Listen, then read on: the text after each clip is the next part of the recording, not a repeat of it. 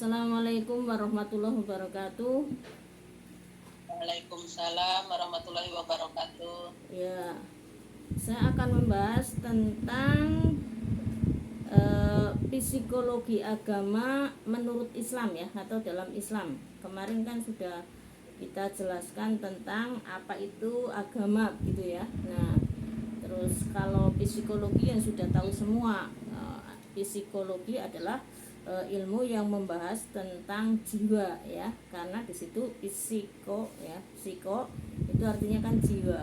Makanya kalau psikologi adalah ilmu yang mempelajari atau mengkaji tentang jiwa manusia gitu ya. Nah, maka kemudian psikologi agama berarti ilmu yang mempelajari tentang bagaimana jiwa agama pada manusia gitu ya. Jadi manusia itu sesungguhnya jiwa keagamaannya itu seperti apa. Nah, itu dipelajarinya di dalam ilmu psikologi agama. Nah, untuk kali ini saya akan menyampaikan tentang psikologi agama menurut Islam. Mengapa menurut Islam? Karena sesungguhnya semua cabang ilmu agama ya itu berasal dari ilmu umum, yang di situ yang pertama adalah berasal dari ilmu filsafat ya. Setelah ilmu filsafat ada cabangnya menjadi berbagai macam ilmu, yang di situ dibagi menjadi ada ilmu alam, ada ilmu sosial, ada ilmu agama itu ya. Nah, ilmu agama itu ada yang menggolongkan ke dalam ilmu sosial, tetapi kalau ilmu modern itu sudah memisahkan. Jadi ilmu agama itu ilmu tersendiri, bukan masuk pada ilmu bidang sosial. Nah, itu secara garis besar seperti itu tiga.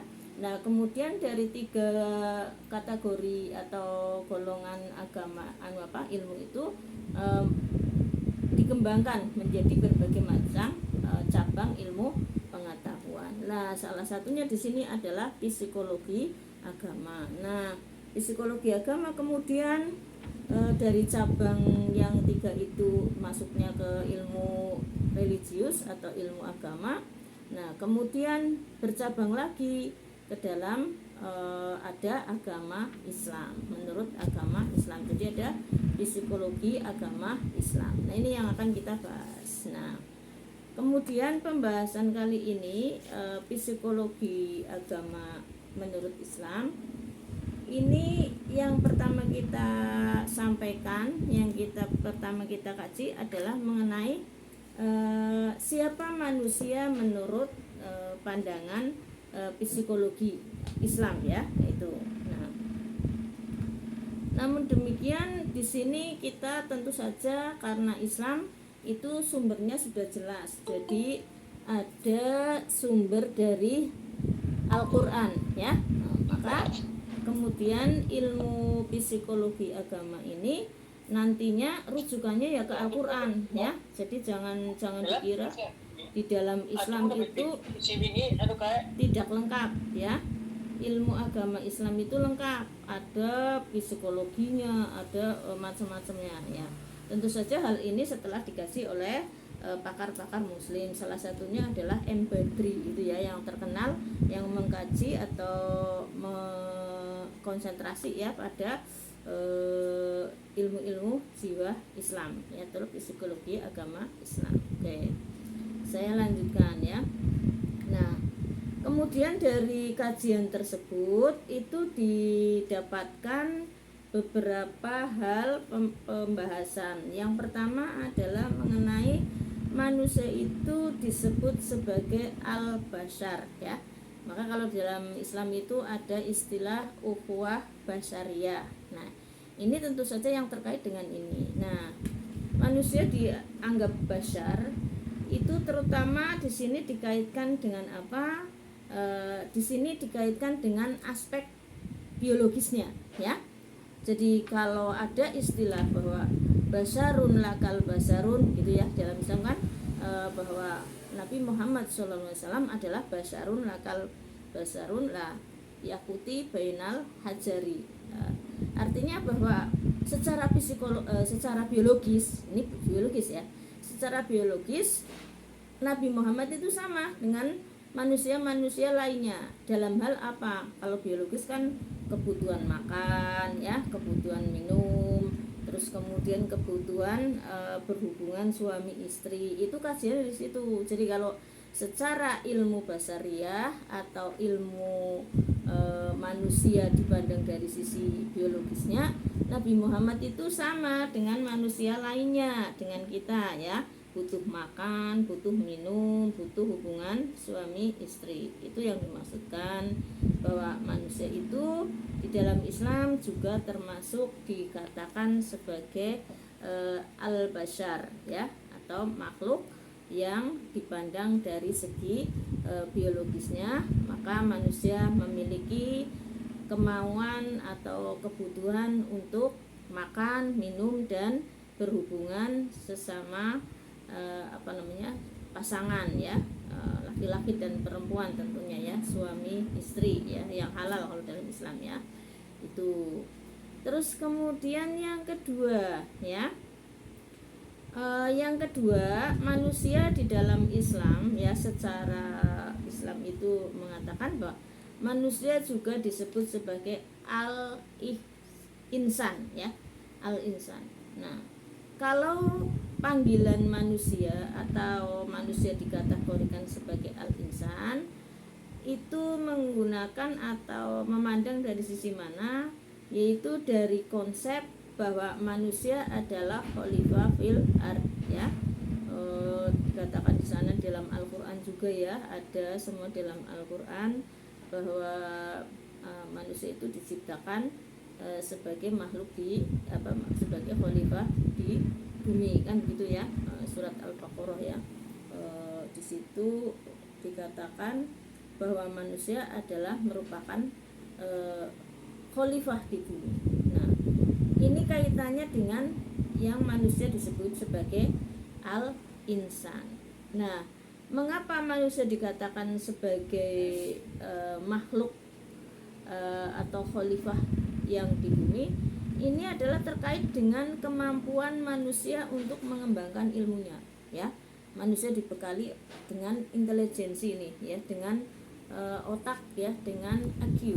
Nah, dengan otaknya manusia ya, dengan kognisinya ini, manusia itu bisa mengembangkan ilmunya ya, tidak stagnan, tidak mandek ya, jadi selalu berkembang ya. Contohnya banyak sekali ya, sudah tak terhitung ya. Misalnya apa, dulu zaman batu-batuan manusia itu bikin rumah dengan batu ya. Bahkan sebelumnya tidak bikin rumah, jadi hanya menggunakan alam sekitarnya. Kalau ada gua-gua itu kemudian dijadikan rumah ya, untuk berlindung kan gitu. Nah, kemudian akalnya berkembang manusia itu ya, ilmunya berkembang. Bagaimana kalau kemudian tidak hanya di gua tapi bikin yang mirip dengan gua. Jadi awalnya itu manusia juga mirip, hanya mengikuti aja.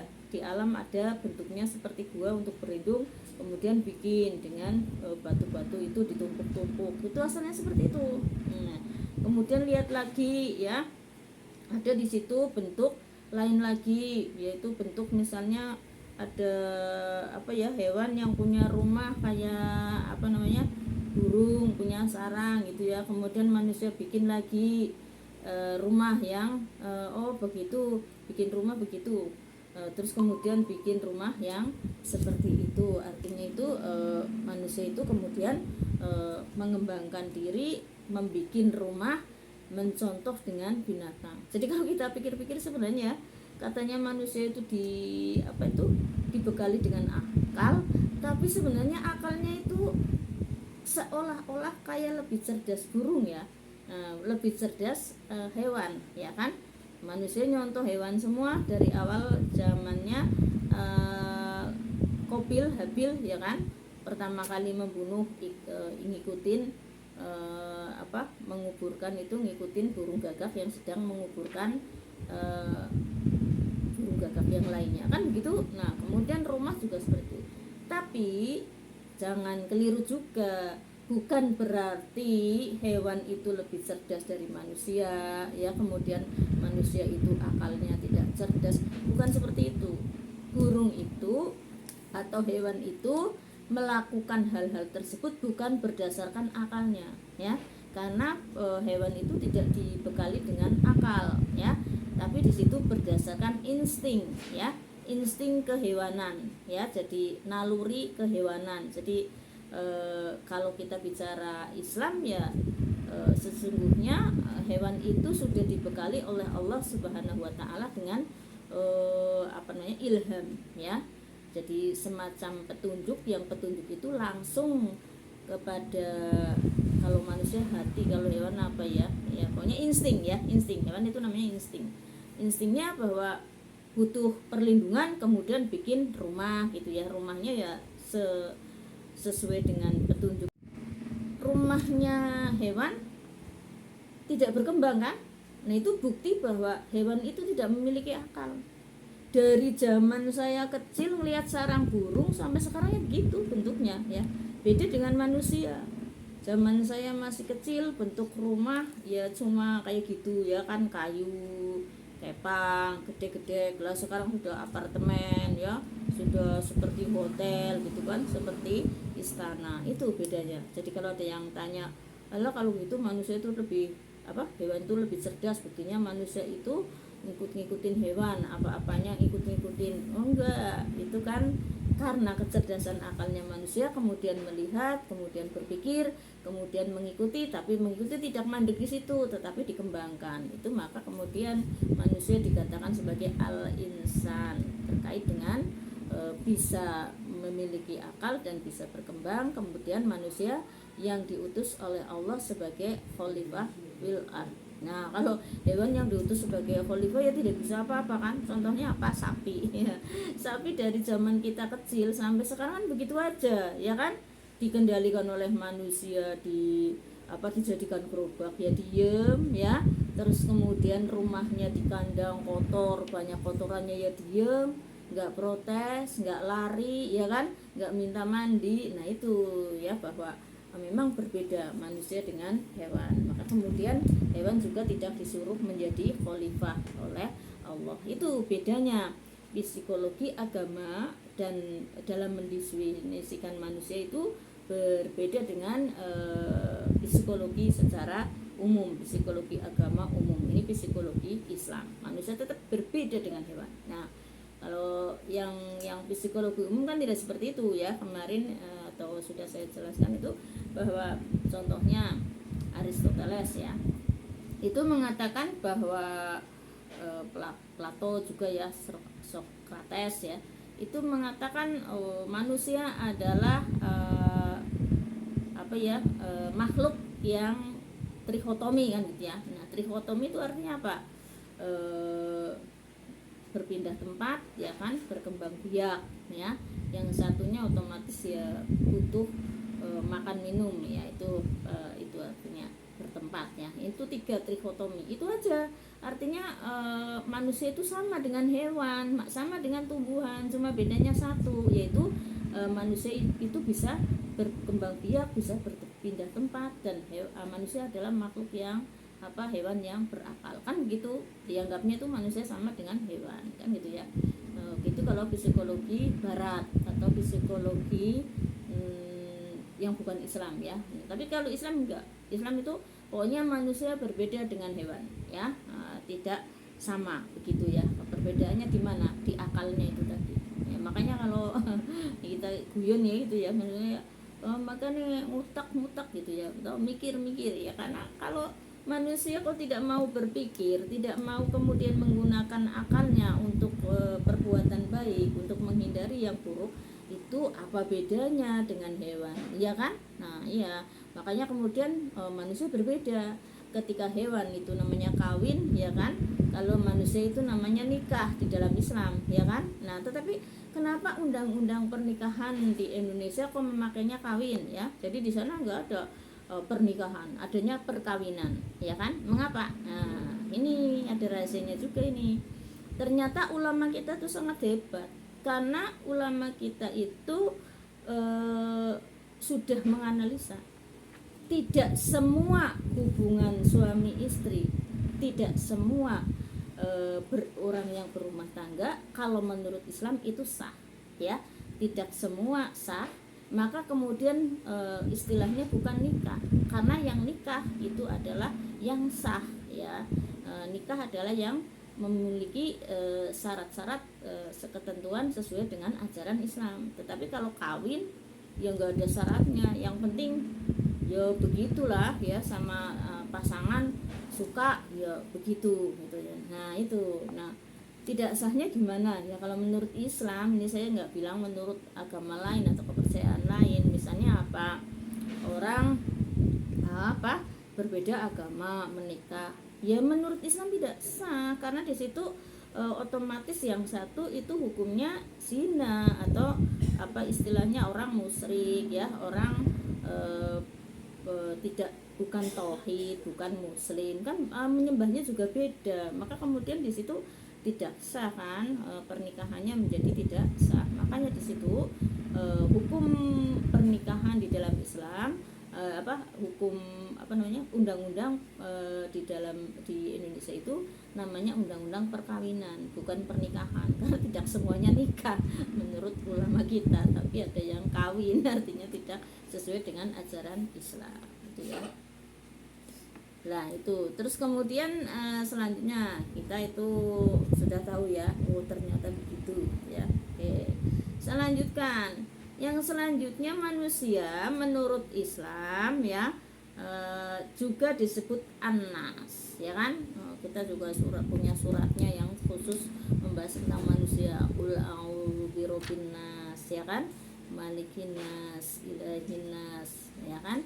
Nah ini tuh kata-kata nas yang dari Al-Quran. Jadi semua itu rujukannya ke Al-Quran. Manusia sebagai khalifah ada, manusia yang disebut dengan Al-Insan. Nah sekarang manusia yang disebut An-Nas itu surat An-Nas itu ada, ya kan. Nah ini dipandang dari sisi mananya manusia yang disebut sebagai An-Nas. Nah kalau manusia disebut sebagai An-Nas ini adalah dipandang dari sisi sosial, ya, artinya manusia sebagai makhluk sosial. Nah ini disebut dengan An-Nas. Nah manusia dipandang dari sisi sosial di sini merupakan atau menggambarkan spiritualnya, atau menggambarkan hubungannya dengan masyarakat, ya, dengan sesama makhluk sosial, artinya dengan lingkungan sosial, dengan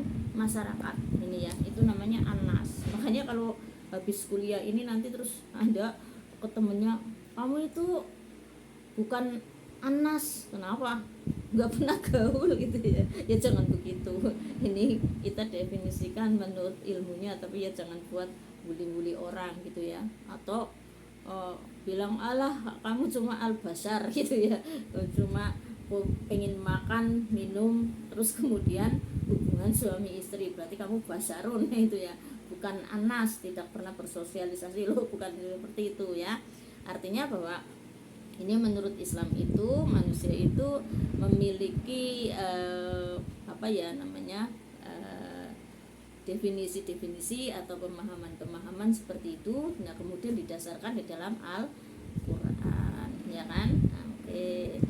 Terus di situ hubungan sosial pun di dalam Islam itu banyak banget aturannya, ya kan. Nah makanya kemudian ahli-ahli agama Islam mutaakhirin, artinya zaman now gitu ya, kemudian mendefinisikan macam-macam. Ada kesalehan sosial, ada kesalehan individu, begitu kan ya.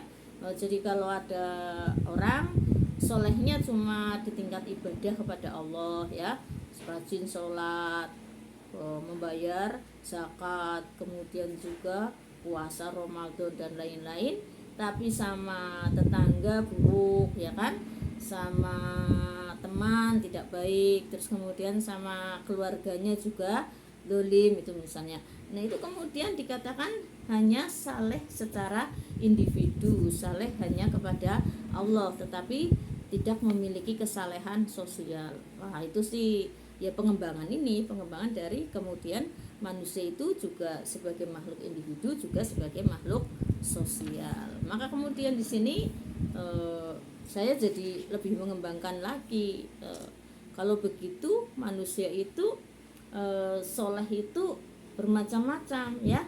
Ada soleh sebagai individu, sebagai hamba Allah, hanya kepada Allah solehnya. Ada soleh sebagai anggota masyarakat, di masyarakat soleh, soleha. Nah kemudian ada soleh sebagai istri, sebagai suami, ada soleh sebagai anak, ya kan, ada soleh sebagai ibu, sebagai ayah, sebagai orang tua, dan lain-lain. Akhirnya saya berpikir berkembang sampai ke situ. Jadi ternyata kalau kita lihat secara keseluruhan, secara komprehensif, manusia itu solehnya sepotong-sepotong, ya kan? Ada yang solehnya cuma soleh individu, artinya rajin ibadah, tenanan banget ya, tapi sama istri dolim atau sama suami dolim, berarti solehnya hanya kepada Allah itu, sama pasangan tidak soleh, ya kan? Terus sama pasangan sudah soleh, sama Allah sudah soleh, sudah takwa ya. Terus kemudian tapi kepada anak tidak ya, kepada anak dolim ya, berarti tidak soleh sebagai orang tua dan lain-lain. Itu sih pengembangan dari saya sendiri, karena dari pakar ilmu pengetahuan yang kemudian mengembangkan ada kesalehan sosial, kesalehan individu. Ribet amat ya, amat juga nggak ribet gitu kan ya. Di samping itu soleh itu memang sekarang saja yang orang berpikir seperti itu. Kalau dulu ya orang soleh ya totalitas, artinya itu orang baik kan gitu ya, baik dalam segala hal. Tapi karena dibagi-bagi seperti itu, akhirnya ya tidak ada orang yang soleh sempurna kan, ada kekurangannya gitu kan. Tuh. Selanjutnya yang keberapa itu? Yang keempat ya, sudah al-basar, al-insan, terus kemudian anas. Nah sekarang yang selanjutnya ini, dalam pengertian umum ya, manusia juga disebut sebagai Bani Adam. Nah jadi dalam Islam itu pakar psikologi Islam terutamanya di sini adalah Al-Mubarok ya, M Mubarok ya namanya. M-nya itu Muhammad ya, Muhammad ya apa? Mubarok ya, bukan Muhammad tapi Mubarok ya. Mubarok ini seorang pakar psikologi Islam ya. Kemudian beliau mengatakan bahwa berpendapat bahwa Bani Adam itu adalah pengertian manusia secara umum yang dilihat dari sisi ya keumumannya sebagai makhluk Tuhan yang bukan hewan, bukan malaikat, bukan iblis. Artinya apa? Manusia dalam sebutan Bani Adam itu tidak memandang latar belakangnya, termasuk agamanya ya. Jadi secara keseluruhan manusia itu kalau disebut Bani Adam berarti semua manusia ya, tidak tergantung agamanya apa, kulitnya warna apa ya, bangsanya bangsa apa, kemudian hidupnya di mana itu tidak. Makanya kalau misalnya di Al-Quran itu ya Bani Adam, itu berarti itu adalah seruan untuk seluruh manusia gitu ya, semua keturunan Adam gitu ya. Nah keturunan Adam kan macam-macam ya kan, ada yang jadi Yahudi, ada yang jadi Nasrani ya, ada yang kemudian malah menyembah patung ya, terus ada yang menyembah roh nenek moyang, bahkan ada yang ateis. Nah itu pemahaman manusia juga merupakan Bani Adam gitu ya, artinya adalah keturunan Adam yang di situ tanpa membeda-bedakan apapun. Pokoknya kalau lahir bentuknya manusia, yaitu namanya Bani Adam gitu ya. Itu di situ.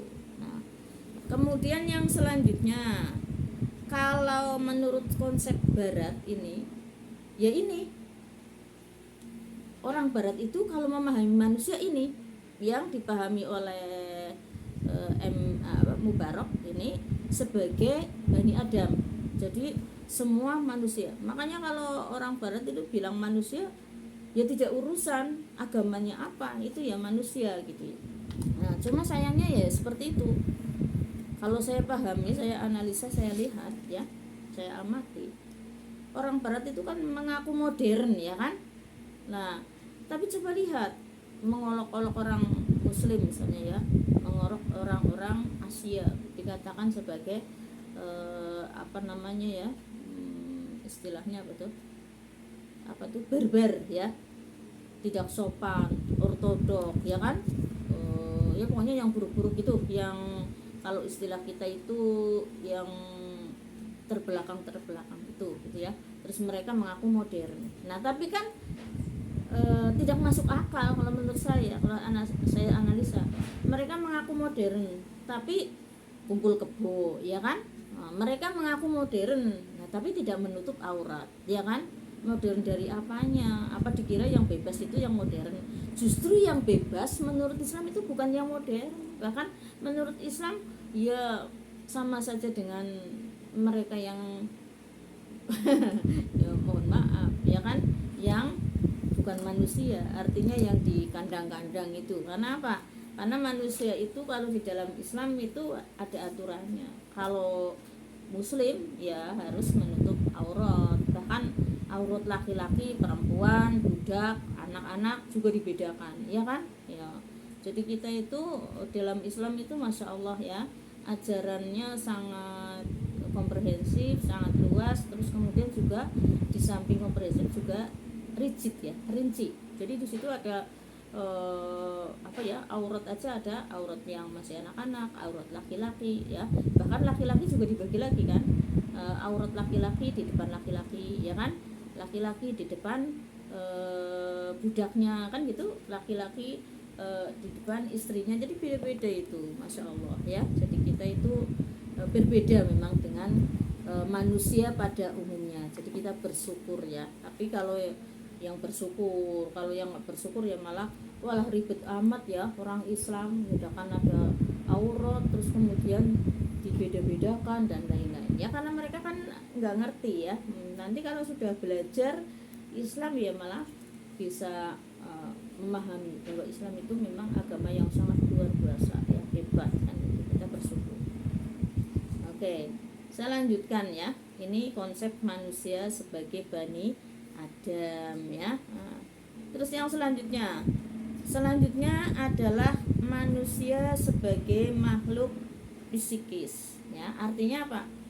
Manusia itu di dalam Islam tidak hanya dinilai jasadnya ya, tidak hanya dinilai otaknya, tidak hanya dinilai fisiknya, tetapi manusia juga dilihat atau dinilai secara psikologisnya, secara fisikisnya itu seperti apa manusia. Nah, inilah yang kemudian di dalam Islam itu ada beberapa kategori yang terkait dengan psikologisnya manusia, yaitu apa?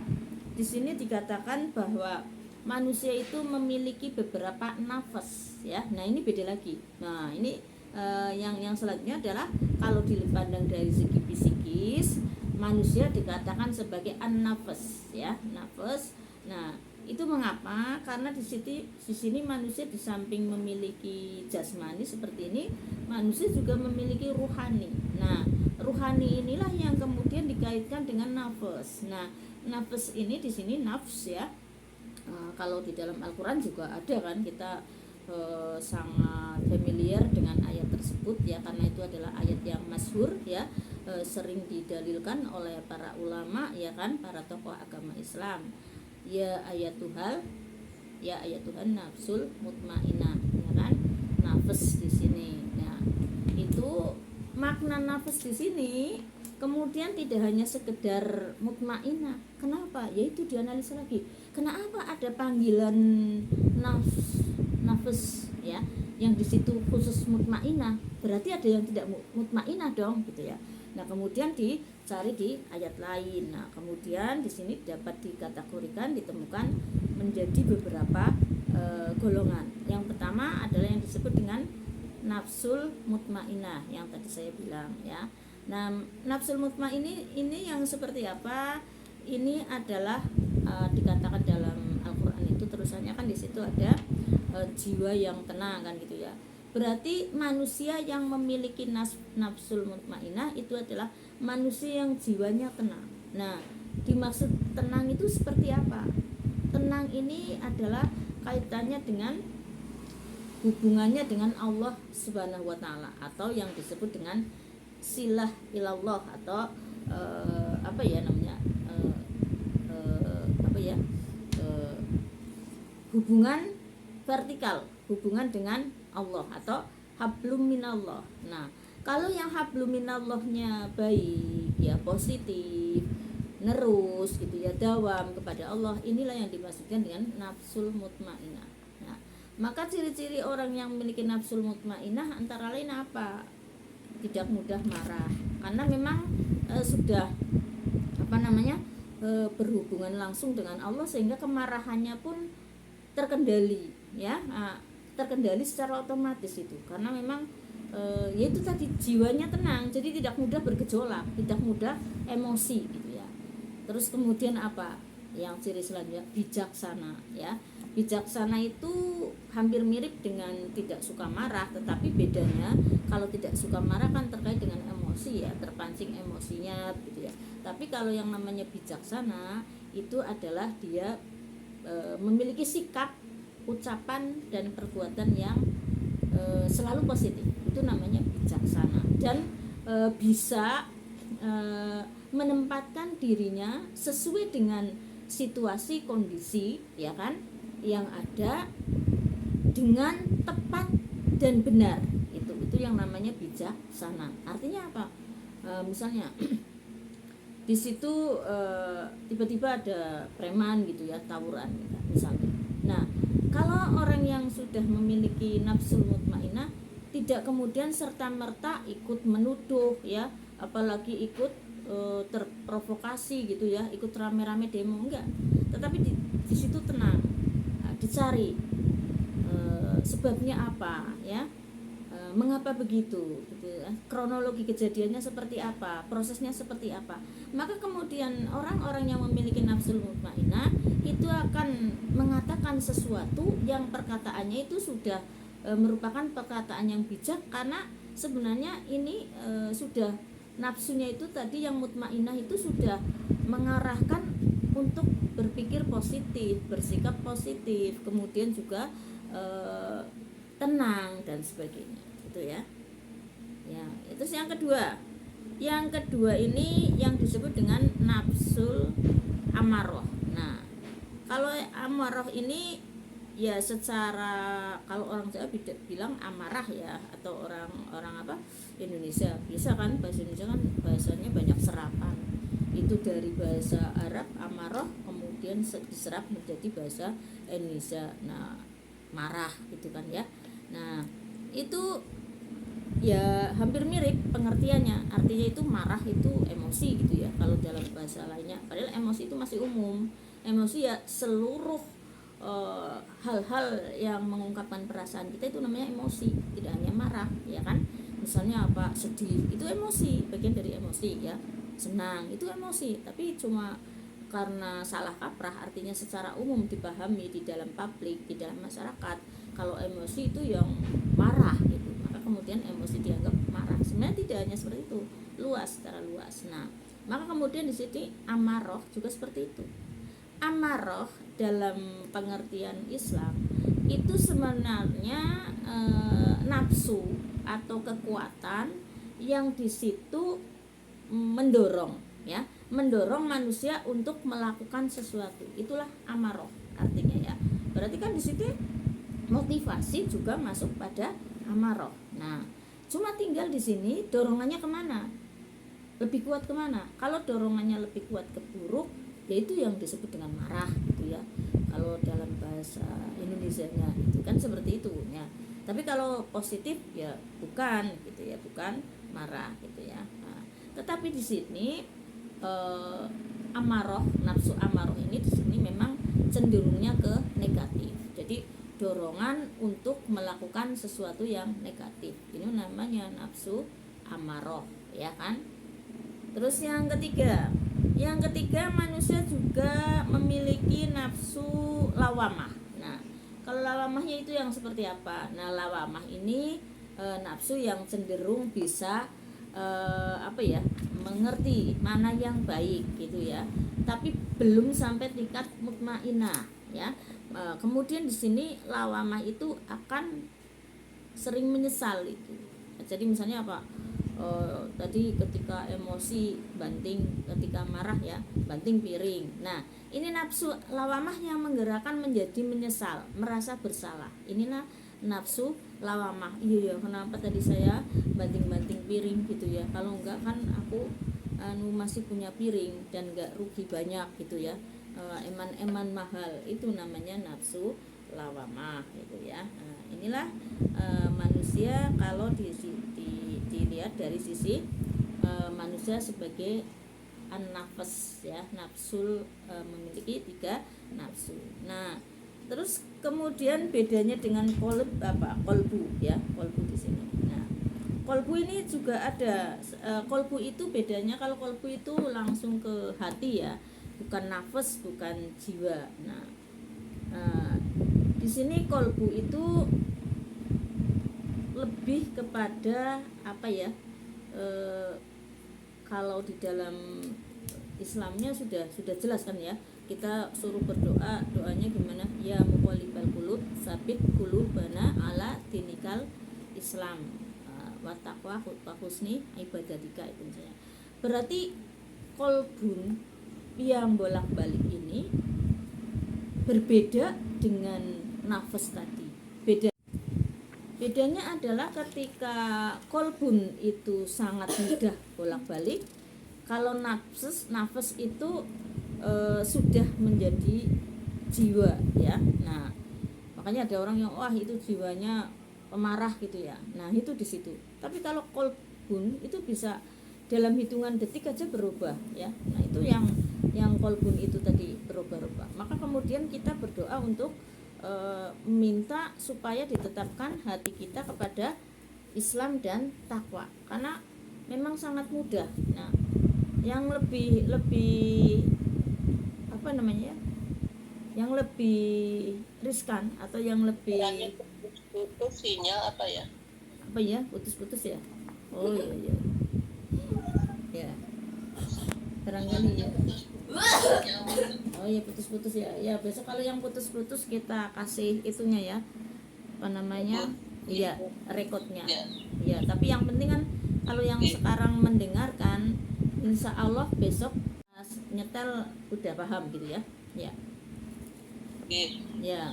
Nah, ini yang bolak-balik itu yang bahaya banget itu adalah pada iman, ya kan? Wah, tiba-tiba pas ya, dan itu dialami oleh Nabi Ibrahim alaihissalam, ya kan? Waktu beliau itu heran dengan masyarakat sekitarnya, ya karena kecerdasannya beliau ya kan, dan nafsunya yang mutmainah juga ya, itu hatinya juga bersih ya, terang. Itu bingung ya, merasa bingung, loh bagaimana itu masyarakat termasuk ayahnya sendiri ya, Azar itu, nah kok menyembah patung, padahal patung ya jangankan memberikan sesuatu, jangankan memberikan perlindungan, lewung matanya saja tidak bisa melihat ya kan, kakinya tidak bisa jalan, tangannya tidak bisa bergerak, kok disembah-sembah segitu-gitunya kan gitu ya. Akhirnya kemudian beliau ketika melihat bintang terus, wah ini terang benderang di atas lagi, ini pasti Tuhanku. Nah, tiba-tiba bintang hilang, siang-siang nggak ada kan. Nah, malam-malam pekat lihat lagi bulan, wah itu Tuhanku lebih gede dari yang kemarin dan muncul bener gitu ya. Tiba-tiba siang hilang lagi ya kan, ketika siang lihat matahari sudah besar sekali, terus terang sekali, ini aja disembahkan gitu ya. Tiba-tiba malam hilang lagi, akhirnya berpikir, wah kalau begitu ini bukan Tuhanku salah satunya, atau semuanya itu bukan Tuhanku, tapi Tuhanku adalah yang menciptakan semua ini. Itu ya hebat ya, langsung menyimpulkan itu kan ya. Jadi artinya bahwa kolbunya Ibrahim alaihissalam itu juga pernah bolak-balik seperti itu kan, bolak-balik dalam hitungan waktu karena mencari Tuhan, siapa yang harus disembah kan gitu ya. Nah, kemudian memantapkan diri, wah kalau begitu yang menciptakan semua ini gitu ya. Nah, akhirnya betul kemudian yakin bahwa ada yang menciptakan sesuatu itu, maka kemudian Allah sendiri yang memberikan wahyu, memberikan hidayah bahwa benar bahwa di situ ada Rabbul Alamin, ada Tuhan yang menciptakan semua alam, termasuk yang menciptakan Nabi Ibrahim alaihissalam yang akhirnya nanti memiliki agama. Nah, kalau di dalam Al-Qur'an juga ada ayatnya kan ya kan, Hanifah muslimah. Ya berarti kan Ibrahim itu orang muslim, dari awal itu Islam ya kan, berserah diri pada agama Islam, itu artinya agama tauhid yang menyembah Allah Subhanahu wa taala. Dan kisahnya sangat masyhur kan, sampai kemudian patung-patungnya di ini psikologi agama juga ya, patung-patungnya diporak-porandakan ya. Ini orang cerdas begitu, kalau melawan itu jangan otos melawan mulut tok kreang atau pakai otot tok bertengkar berkelahi, tapi juga pakai akal. Itu kan pakai akal. Akalnya gimana? Patung-patung yang kecil-kecil bunuhi semua, terus kemudian dirusak semua, yang gede ditinggal, terus dikalungi kapaknya. Nah, ketika ditanya Ibrahim, pasti ini kamu yang rusak patung-patung ini gitu. Karena apa? Ya sejak awal Ibrahim yang selalu Maaf Bu, itu TRC mau masuk katanya nggak bisa. Aduh, oh nggak bisa kok. katanya nggak bisa masuk. Ya, kenapa nggak bisa? Udah belum masuk Udah. Udah? Coba nanti saya hubungi lagi. Iya. Yang itu tadi loh, yang link tadi ya. Oke, saya lanjut ya, gitu. Nabi Ibrahim alaihissalam tadi dengan cerdasnya kemudian memporak-porandakan semua patung yang lebih kecil, patung yang lebih besar dapat disisakan, kemudian dikalungi kapak. Itu akal yang cerdas dalam membuka pikiran mereka. Ketika ditanya Ibrahim dari awal menentang, maka Ibrahim yang dituduh ya memang Nabi Ibrahim langsung bilang, bukan mengelak, bukan saya enggak, Sami bukan bohong berarti ya, bukan mengelak, cuma bilang ya coba tanya ke patung itu gitu kan. Patung yang kalungan kapak ya, patung yang paling gede lah, kenapa dibilang kayak gitu lah. Akhirnya kan sana berpikir kan, emosi, loh kamu tuh gimana Ibrahim, lewong namanya dia bisa gerak, enggak masa memporak-porandakan patung-patung kecil, mau dari kemarin juga di situ aja gitu. Nah akhirnya Nabi Ibrahim dengan cerdasnya juga langsung ngomong, lah kenapa kalian menyembah itu, sudah tahu dia nggak bisa bergerak kok disembah kan gitu. Nah seharusnya secara akal mereka langsung syahadat ya kan, syahadat menyembah kepada Allah dan Rasulnya Ibrahim. Berarti kira-kira kalau saja zamannya Nabi Ibrahim ya asyhadu alla ilaha illallah wa asyhadu anna Ibrahim Rasulullah, mestinya begitu ya. Nah tapi ternyata tidak. Mereka mengapa itu manusia itu anehnya di situ. Sudah akalnya tahu kalau itu tidak bisa apa-apa, dan sudah diberi pemahaman oleh manusia lainnya, dalam hal ini adalah Nabi Ibrahim alaihissalam, tetap ngeyel ya kan, tidak mau mengikuti agama Ibrahim. Lah ini yang dimaksudkan dengan nafsu ya, dorongan untuk melakukan sesuatu, untuk menerima sesuatu, itu namanya nafas tadi, nafsu. Nah sedangkan yang bolak-balik hatinya seperti Nabi Ibrahim alaihissalam itu tadi, ini Tuhan ku apa bukan, itulah yang dinamakan kolbu. Nah kolbu kan beda, kolbu itu sangat mudah bolak-balik, tapi kalau nafsu itu kadang-kadang, bukan kadang-kadang ya, sering baliknya tuh angel banget, ngoyelnya itu.